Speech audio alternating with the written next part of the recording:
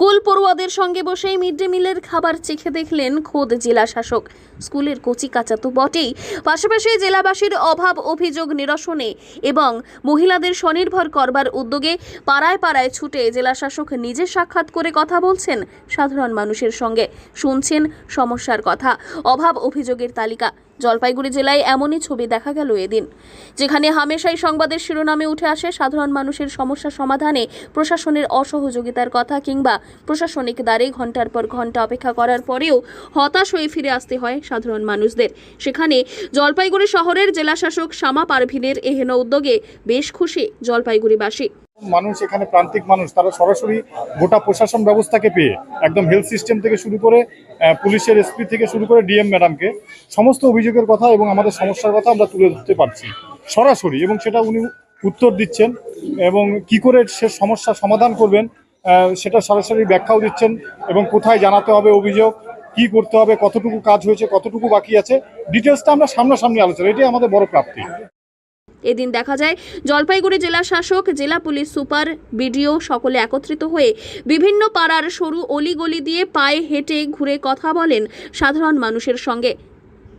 কোথাও স্কুলের মধ্যে ঢুকে গিয়ে খাবার পরিদর্শন করছেন, কোথাও স্কুল পড়ুয়াদের সঙ্গে বসেই সেই মিড ডে মিলের খাবার চেখে দেখছেন খোদ জেলা শাসক। নিম্নমানের খাবার দেওয়া হচ্ছে কিনা সে সমস্ত কিছু নিজেই খতিয়ে দেখছেন। এছাড়াও স্কুলের শৌচালয় থেকে শুরু করে শহরের খানিক ভেতরে পাড়ার শৌচালয় পরিষ্কার পরিচ্ছন্ন রয়েছে কিনা সেসবও নিজেই দেখছেন স্বচক্ষে। কোনো সমস্যা খুঁজে পেলে সেখানকার প্রশাসনিক কর্তাদের কড়া ভাষায় ধমক দিতেও শোনা যায়। দ্রুত সমস্ত সমস্যা সমাধানে প্রয়োজনীয় পদক্ষেপ নেওয়ার কথাও বলেন তিনি। সেন্টারও আমরা দেখছি ওখানে বাচ্চারা টাইম থেকে আসে কি আসে না, যে প্রসূতি মা আছে ওদের কেয়ারগুলো ঠিক করা হচ্ছে কি হচ্ছে না। এছাড়া আমরা হেলথ সেন্টার থেকে ধরেছি ওখানে ঠিকঠাক ওরা যেটা যাদের কাজের কর্মসূচি আছে ওটাকে ভালো করে ওটা দেখছে কি দেখছে না। এছাড়া আমরা পিএইচই গুলো এখন দেখতে যাচ্ছি, এখানে আমাদের পিএইচই থেকে স্কিমগুলো হয়ে গেছে, ওখানে জলের কিরকম কোয়ালিটি আছে, ওখানে জলের টাইমিং কি আছে, মানে সবগুলো খেতে আমরা দেখবো কি আমাদের পাবলিক সার্ভিস ঠিকঠাক করে পাবলিক পাচ্ছে কি পাচ্ছে না। এছাড়া আমাদের বিলারও অফিস।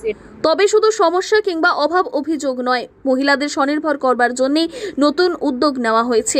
রাজ্য সরকারের তরফে মুরগি বিতরণ করা হচ্ছে মহিলাদের স্বনির্ভর করার উদ্দেশ্যে, সেসব সম্পর্কেও মহিলাদের অবগত করলেন তিনি। এবার থেকে এরকম অভিযান চলবে বলেই প্রশাসন সূত্রে খবর। না, পুজোর আগে এমন অভিনব উদ্যোগ দেখে বেজায় সন্তুষ্ট জলপাইগুড়ির সাধারণ মানুষ। জলপাইগুড়ি থেকে সুরজিৎ দে রিপোর্ট, লোকাল 18 বাংলা।